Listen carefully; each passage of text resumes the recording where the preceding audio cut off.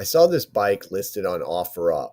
The title said Harley Davidson, low miles, $1,000. So I contacted the guy, and he said that he didn't know much about motorcycles. He took it on trade with some cash for a pickup truck he was selling and just wanted to get his money back out of the bike. So I was about 15 minutes away, and I told him I'll be right over. Once I got there, the motorcycle was in a car trailer. He said the guy that he got it from lived right down the street, and he would go down and get him and then bring him back, and he could answer all the questions about the bike. So he left to go get the guy, and I went into the car trailer to check out the bike. The first thing I noticed was I didn't see any oil underneath the bike. So I pulled the dipstick, and the oil tank was full of oil. So I was like, okay, great. The bike doesn't leak. The next thing I did is I put the bike into second gear, and I just pushed it forward about a foot. It was a hard push, but it pushed so the engine wasn't locked up. The next thing, I looked down and I saw the speedometer said 4,048 miles. So I was like, wow, this thing is a low mile bike. And then when I went around to the back of the bike, I looked down at the license plate and saw it was last licensed in 1977. So everything led me to believe that this was indeed, a 4,000 mile motorcycle. The other thing about the bike was, with the exception of the paint and the king and queen seat, everything was original Harley Davidson parts. So the seller came back with the guy he got the bike from. And the basic story was the guy's neighbor had bought the bike brand new, rode it for a few years, and then parked it and never rode it again. Unfortunately, that man had died. And when his family came down, he went over to speak to him, and they asked him if he wanted to buy anything. And he bought several items along with the Sportster. He said a friend of his who painted cars and motorcycles actually painted the tank black. And that guy had a friend who worked on bikes. So he came over with his friend, and they all three of them spent a Saturday trying to get the bike to start. And he said we could never get it to start, and it's just sat ever since. So I guess he wanted to buy a pickup truck, and then he traded the seller, the Sportster, along with some money for the pickup truck. So anyway, I thanked him for coming down and telling me the story, and I bought the bike for $1,000. I happen to have a OEM Harley Davidson Cobra seat off a 1973, 1974 Sportster. Those were the 2 years they put this seat on the bike. So I got rid of the king and queen seat and put that on there. I think it looks a lot better, and that's the seat we're going to go with. The next step to starting this bike is to just see if we can get the bike to turn over with the starter. I happen to have an old motorcycle battery. It's really not the battery for this bike. It's a little bit smaller, but it should work if I can get it to hold a charge. So I'm going to charge it up and put it in and see what happens. So before turning the engine over with the starter, what I had done is I pulled the spark plugs out and put a little bit of oil and sprayed some WD-40 in each cylinder just to lubricate them up. Okay, the battery is now charged and installed. As you can see here, my garage is a mess, but let's just see if we can get this thing to turn over. So we'll turn on the key, and as you can see here, the rear tail light came on. That was a positive sign. There's a lot of positives about this bike. So let's see if I can hold the camera and turn it over.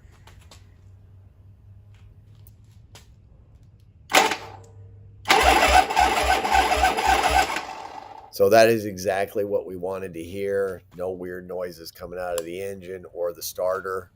So now we'll go to the next step of trying to get this bike to start. The next problem I encountered was the carburetor. When you go to twist the throttle, it twists really hard and won't snap back. But what I had done is I had removed the cable from the carburetor, and the cable's free. I'm guessing it's probably got really old gas in it that turned to varnish and then dried up. So what I did next is I took off the air cleaner, and the air filter itself just crumbled apart. And as you can see here on the end of the carburetor, some of the air filter was actually setting on that. So basically what we have here is two choices. We can either take this carburetor off and rebuild it, put it back on, or we can replace it.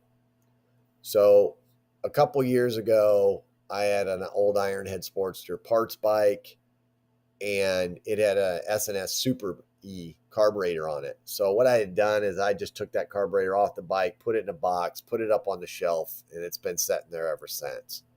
So what we're going to do here is we're going to clean up the S&S carburetor and put that on this bike and use that. So as you can see here, I have the carburetor all cleaned up and installed on the bike.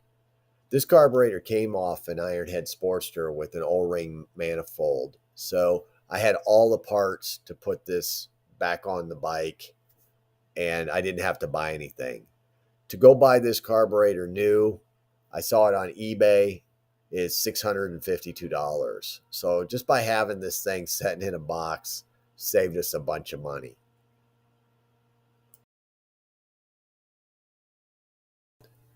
The gas tank needs to be cleaned out. So what I did is I just took an old Lucas bottle, some hose I had laying around, and a fuel filter, and made a temporary gas tank.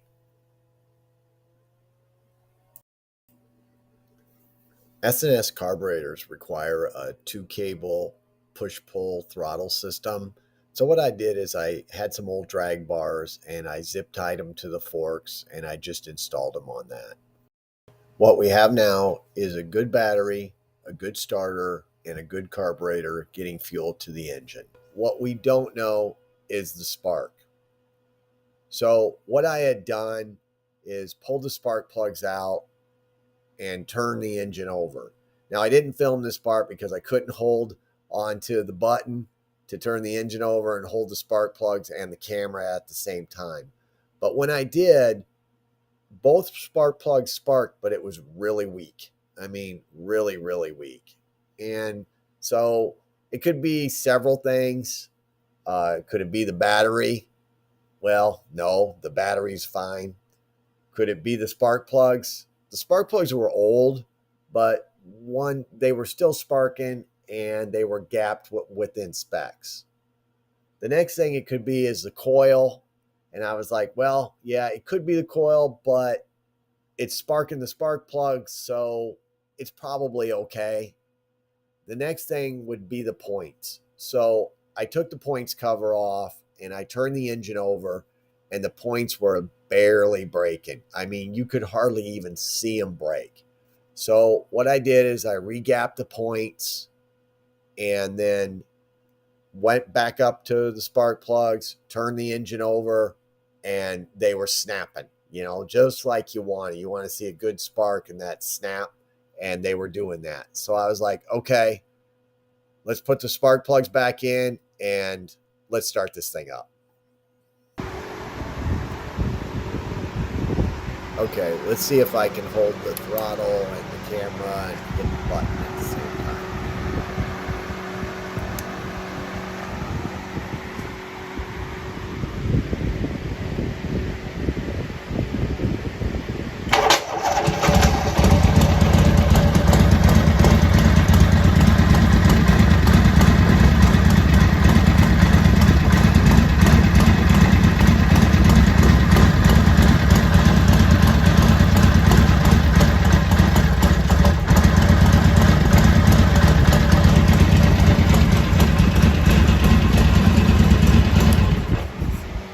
And that is exactly what we wanted to hear.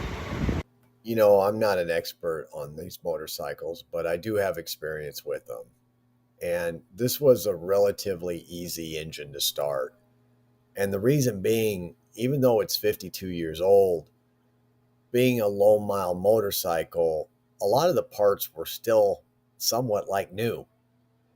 And these engines only take four things to make them run: timing, compression, spark, and fuel.